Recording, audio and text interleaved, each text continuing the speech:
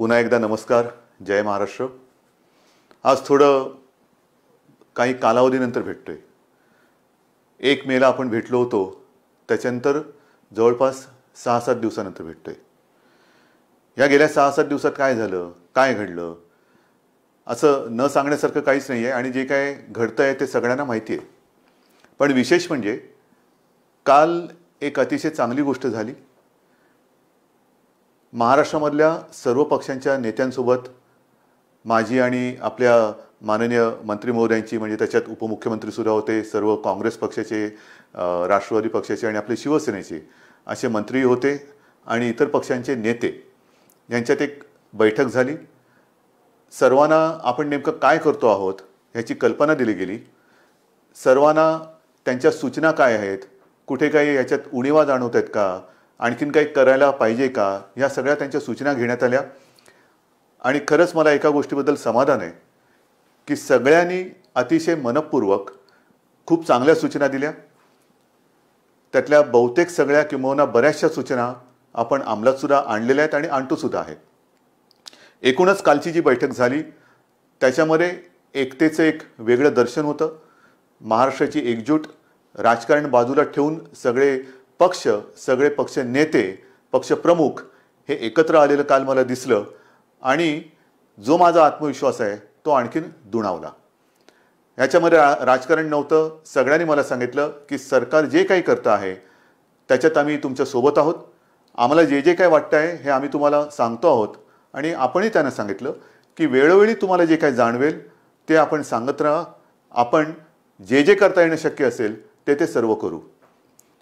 ही अशी एक वेगळी एकजूट ही सर्व राजकीय पक्षांची, नेत्यांची एका चांगल्या पद्धतीने, चांगल्या वातावरणात त्या बैठकीमध्ये मला दिसली. आज खरं म्हणजे मी आपल्याशी बोलताना थोडासा व्यथित आहे. तो व्यथित एवढ्यासाठी आहे की आज पहाटे जे संभाजीनगर आणि जालनाच्या मध्ये त्या रेल्वे मार्गावरती घडलं, ह्या घटनेने मी खरंच एक मनातून असा दुःखी झालेलो आहे. हे जे मजूर इतर राज्यातले घरी जायला निघालेले आहेत, आपण त्यांना अनेकदा सांगितलेलं आहे, आजही मी सांगतोय की तुम्ही कुठेही अस्वस्थ होऊ नका, कुठेही बेचैन होऊ नका. राज्य सरकार पूर्ण तुमच्या सोबत आहे. मी यापूर्वीही सांगितलेलं आहे की इतर राज्यातले जे मजूर आहेत त्यांची आपण ठिकठिकाणी सोय केलेली आहे. जवळपास 5.5 ते 6 लाख मजुरांची सोय आपण राज्यात वेगवेगळ्या ठिकाणी केलेली आहे. त्यांची जेवणाची, खाण्याची सोय, त्यांच्यासोबत डॉक्टर्स दिलेले आहेत. आणि आता तर इतर राज्यांबरोबर आपली बोलणी सुरू आहेत. इतर राज्यांमध्ये सुद्धा ट्रेन, रेल्वे आपण सुरू करून ज्या ज्या राज्यांमधले हे मजूर जिथे जिथे जाऊ इच्छितात तिथे केंद्र सरकार, आपलं राज्य आणि ज्या राज्यात हे जाऊ इच्छित आहेत त्या राज्यांच्या सरकारबरोबर बोलून आपण ह्या ट्रेनची सोयसुद्धा केलेली आहे. सुरुवात झालेली आहे. 1-2-5 दिवसापासून ट्रेन सुरू झालेले आहेत. मुंबईतून सुरू होत आहेत, पुण्यातून सुरू होत आहेत. पण हे करत असताना गर्दी होता कामा नये. जर गर्दी उसळली तर तुम्हाला माहिती आहे धोका अजून आपल्या अवतीभोवती फिरतोय. धोका काय टळलेला नाही, संकट टळलेलं नाही आहे. गर्दी झाली तर पुन्हा हे सगळं ठप्प होईल. आणि म्हणून मला असं वाटतं की ह्या सर्व मजुरांना मी सांगतोय, मजदूर आहेत, कर्मचारी आहेत, इतर नागरिक आहेत, कि आपको परेशान होने की कोई आवश्यकता नहीं है. आज तक जिस संयम आपने जो बनाए रखा है, संयम बनाए रखे. महाराष्ट्र की सरकार पूरी तरह से आपके साथ है. आपका सहयोग हम दोनों के लिए अच्छा रहेगा क्योंकि संकट बहुत ही गंभीर है. जैसे मैंने अभी अभी कहा कि महाराष्ट्र सरकार और जहां भी आप जाना चाह रहे हो उस राज्य की सरकार और केंद्र की सरकार आपस में बात चल रही है. रेलवे की व्यवस्था हो रही है, बस की व्यवस्था हो रही है. जैसे उपलब्धि बढ़ती जाएगी हम आपको बताते रहेंगे. पण हे करताना कुठेही अफवेला बळी पडू नका. कारण कोणतरी सांगते की इथून ट्रेन सुरू होणार, मग ही गर्दी तिकडे जाते. आता काल जे घडलं, आज पहाटे जे घडलं, अत्यंत दुर्दैवी आहे. खरं म्हणजे संभाजीनगरवरून ट्रेन सुरू होत आहेत, ट्रेन सुरू झालेल्या आहेत. पण ही जी लोक होती ती रस्त्याने न जाता रेल्वे रुळावरून निघाली, कारण त्यांना भुसावळला जायचं होतं. आता खरं त्यांना कोणी सांगितलं भुसावळला जायला कल्पना नाही, पण भुसावळला जाताना चालून चालून थकली आणि मध्ये करमाड नावचं गाव आहे, तिथे त्या रेल्वे ट्रॅकवरती बसली. पहाटेचा सुमार होता, थकलेले होते, बसले तिथेच डोळा लागला आणि दुर्दैवाचा घाला आला. खरंच हे अत्यंत दुर्दैवी घटना आहे. मी मनातून अत्यंत दुःखी झालो ह्या सगळ्या घटनेबाबत आणि पुन्हा पुन्हा सांगतो की कृपा करून जिथे आहात तिथेच थांबा. राज्याची यंत्रणा जी आहे ती आपल्या संपर्कात आहे. जसजशी आपली सोय होईल तसतसं आपण तुम्हाला घरी पाठवतो आहोत. तुम्हाला घरी पाठवल्याशिवाय आम्ही शांत बसणार नाही. पण शांती ठेवा, अस्वस्थ होऊ नका, कुठेही गडबड गोंधळ करू नका. अत्यंत शिस्तीत आणि संयमाने आपण हे काम करतो आहोत. पण त्याही राज्याच्या काही सुरक्षेच्या दृष्टीने अटी आहेत, चेकिंग असेल, काही असेल, ह्या सगळ्या गोष्टी होत आहेत आणि ते करून आपण ही सगळी व्यवस्था करतो आहोत.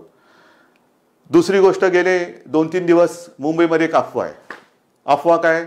मुंबई लष्कराच्या ताब्यात देणार, मुंबई लष्कराच्या ताब्यात देणार, मुंबईमध्ये लष्कर येणार, मग लॉकडाऊन होणार, सगळी दुकानं बंद होणार. लष्कर कशाला पाहिजे?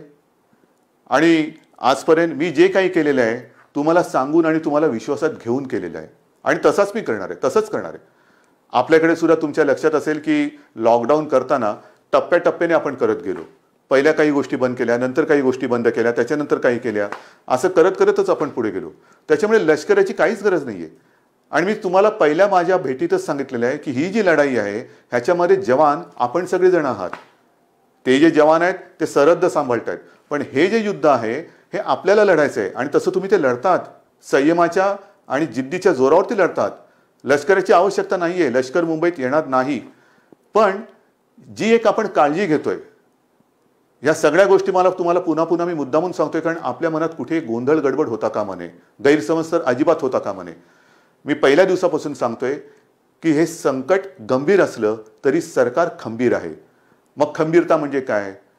काही दिवसापूर्वी पाहिलं असेल, मी स्वतः या बांद्रा कुर्ला कॉम्प्लेक्सच्या मैदानात गेलो होतो जिथे मोठं आपण कोविड केअर सेंटर उभारतोय, प्रथम उपचार केंद्र. तसंच रेसकोर्सला उभारतोय, तिथे वरळी डोममध्ये केलेलं आहे, गोरेगावचे एक्झिबिशन ग्राउंडमध्ये केलेलं आहे. कदाचित बांद्रा कुर्ला कॉम्प्लेक्समध्ये आपण ते आणखीन दुप्पट करू, आणखीन काही ठिकाणी वाढू. काय हे सगळं करतोय की हे संकट रोखताना समजा आपल्याला काही लोकांची सोय त्याच्यात करण्याची आवश्यकता वाटली, प्राथमिक केंद्रामध्ये म्हणजे कोणाला ऑक्सिजन देण्याची गरज लागली, समजा आता जे आपल्याकडे केसेस येत आहेत 80% ॲसिम्प्टोमॅटिक आहेत पण पॉझिटिव्ह आहेत, मग त्यांना ठेवायचं कुठे? तर त्याच्यासाठी ह्या आपण सोयी वाढवतो आहोत. पण हे वाढवताना पुढचा पावसाळा सुद्धा लक्षात घेतला पाहिजे.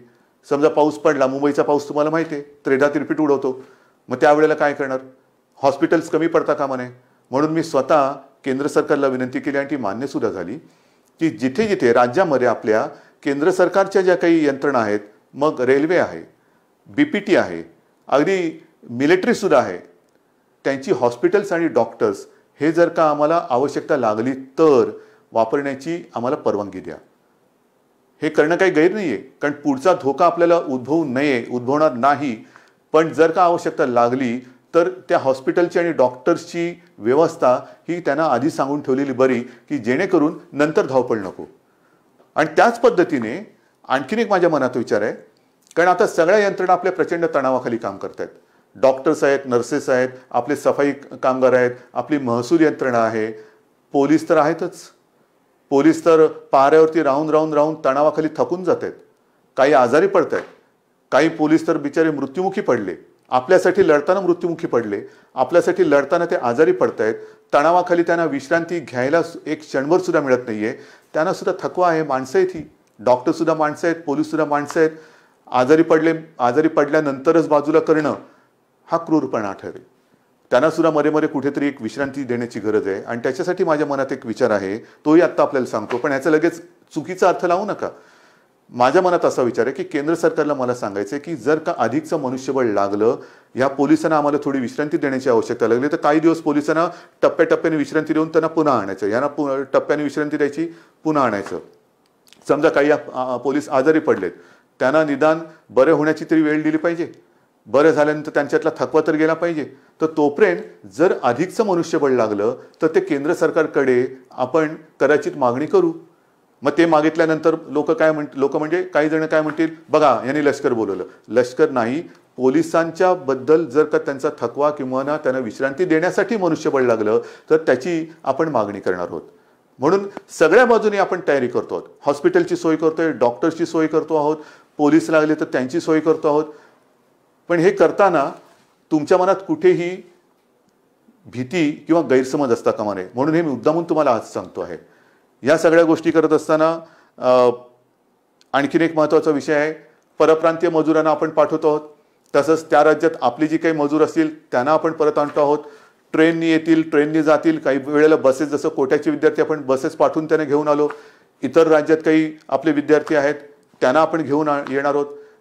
काही ठिकाणी तर राज्यांतर्गत विद्यार्थी कुठे कुठे अडकलेले आहेत. राज्यांतर्गत वाहतुकीचं काय, तुम्ही बाहेरच्या लोकांना पाठवताय, बाहेरच्या लोकांना आणतात, मग राज्यातल्या राज्यात आमचं काय, या सगळ्या गोष्टी आपण करणार आहोत. पण ह्या करताना सुद्धा मोजून मापून आपल्याला करावे लागणार आहेत. मोजून मापून. आपण गेल्या वेळेलाच मी सांगितलं होतं की आपल्या राज्यात रेड झोन, ऑरेंज झोन आणि ग्रीन झोन असे 3 झोन केलेले आहेत. त्याच्यात ग्रीन झोनमध्ये आपण जरा शिथिलता जास्त दिलेली आहे, ऑरेंज झोनमध्ये त्या प्रमाणात शिथिलता दिलेली नाही, आणि रेड झोनमध्ये त्यातल्या त्यात कंटेनमेंट झोन एरियामध्ये तर बिलकुल आपण शिथिलता आणत नाही आहोत, अजिबात नाही. कारण कंटेनमेंट झोन, रेड झोन इथे अजूनही आपल्याला या केसेस सापडत आहेत. विशेषतः मुंबईत आहेत, संभाजीनगर आहे, पुणे आहे, मालेगाव आहे, नागपूरमध्ये काही विभागात आहेत, अशा काही ठिकाणी आहेत. इकडे ये जा करता येणार नाहीये. कारण ही ये जा जर का आपण सुरू केली मग इतके दिवस हे बंद ठेवून उपयोग करायचा. हा लॉकडाऊन सगळा फुकटच आहे. लॉकडाऊन म्हणजे मी मागेच बोललो होतो की गतिरोधक आहे, गतिरोधक. आजपर्यंत आपण याची गती रोखण्यामध्ये यश जरूर मिळवलेलं आहे, पण अजूनही चेन तोडण्यामध्ये आपल्याला यश नाही मिळालेलं. त्यांची जी साखळी आहे, त्या विषाणूची साखळी तोडण्यात अजून आपल्याला यश नाही मिळालेलं. ते आता तोडायचंच आहे. ते तोडल्याशिवाय तर राहायचंच नाही. कारण नाहीतर किती दिवस चालू राहणार. लॉकडाऊनचं काय होणार, 17 तारखेपर्यंत लॉकडाऊन आहे, पुढे काय होणार, किती दिवस आपण वाढवत राहणार. म्हणून आपला आता हा प्रयत्न असा असला पाहिजे की एकदाच काय ते आपण कडक ही सगळी बंधनं पाळूया आणि या विषाणूचा संसर्ग, ह्याचा जो काय प्रसार आहे तो कायमचा संपवूया. त्याच्यासाठी आता आपल्याला तयारी करायची. आणि हे करत असताना आता परदेशातून जी आपली लोक आहेत ती यायला सुरुवात होतील. काही ठिकाणी इतर देशात सुद्धा आपली लोक अडकलेली आहेत, काही विद्यार्थी अडकलेले आहेत. ते विमानाने त्यांची ये जा सुरू होईल, त्यांना पुन्हा क्वारंटाईन करावं लागेल. ह्या थोडंसं हे जेवढी आपण शिथिलता आणू तेवढी आपली जबाबदारी पण वाढते आहे. ती जबाबदारी पूर्ण ताकदीने आपल्याला पेलावी लागणार आहे. आणि म्हणून आपल्याला जी मी विनंती करतो आहे की आपलं जे सहकार्य आजपर्यंत तुम्ही दिलेलं आहात तेच यापुढे सुद्धा काही दिवसासाठी हे आपल्या सरकारला तुमच्यासाठी लागणार आहे. मग कोणीतरी मध्ये सांगतं की मुंबईमधल्या टेस्ट कमी करणार का, अजिबात नाही आहे. आजपर्यंत मी इतर राज्यांची तुलना नाही करत, पण गेल्याही वेळेला आकडा सांगितलेला तुम्हाला, 1.5-2 लाखाच्या आसपास महाराष्ट्राने टेस्ट केलेले आहेत. एकट्या मुंबईने लाखाच्या वरती टेस्ट केलेले आहेत. टेस्ट कुठेही कमी नाही होणार, अजिबात नाही होणार. जिथे जिथे आवश्यकता आहे तिथे टेस्ट ह्या चालू राहतीलच. मुंबईमध्ये मुंबई महापालिका, खाजगी जे रुग्णालय आहेत, ते डॉक्टर्स आहेत, फक्त त्याच्यामध्ये एक सुसंगती पाहिजे, एक वाक्यता पाहिजे. कोणी उठला आणि टेस्ट करून आला तसं नाहीये. मी तर तुम्हाला पुन्हा एकदा विनंती करतो आहे, कारण जो काही मृत्यूदर आहे त्या मृत्यूदरामध्ये आपण बघितलं काही केसेस अशा आहेत की शेवटच्या टप्प्यात आपल्याकडे येत आहेत. शेवटच्या टप्प्यात म्हणजे सगळं काही उपचाराच्या पलीकडे गेलेलं असतं तेव्हा ते येत आहेत आणि तिथे आपण काहीच करू शकत नाही. काही वेळेला तर असं होतं की एखादा रुग्ण आला तर त्याचा रिपोर्ट, टेस्टचा रिपोर्ट येण्याच्या आधी त्याचा मृत्यू होतो. आणि म्हणून मी वारंवार सांगतोय की जर कोणाला सर्दी, खोकला, ताप यासारखी लक्षणं आढळली तर तुम्ही न घाबरता, न डगमगता आपली फिअर क्लिनिक्स आहेत, आपले डॉक्टर्स आहेत, त्यांच्याकडे या, स्वतःहून या. आपण तर घरोघरी जाऊन चेकिंग तर करतोच आहोत, विचारपूस करतो आहोत, पण जर ज्यांना कोणालाही अशी लक्षणं आढळली आणि ते स्वतःहून पुढे आले तर पुढचा जो काही उपचार आहे तो करणं हे सुलभ होईल. एक लक्षात घ्या, आजपर्यंत साधारणतः 18,000 पॉझिटिव्ह केसेस आपल्या महाराष्ट्रात आहेत. 18,000 आकडा मोठा आहे, पण जवळपास 3,2500 रुग्ण हे पूर्ण बरे होऊन घरी पण गेलेले आहेत.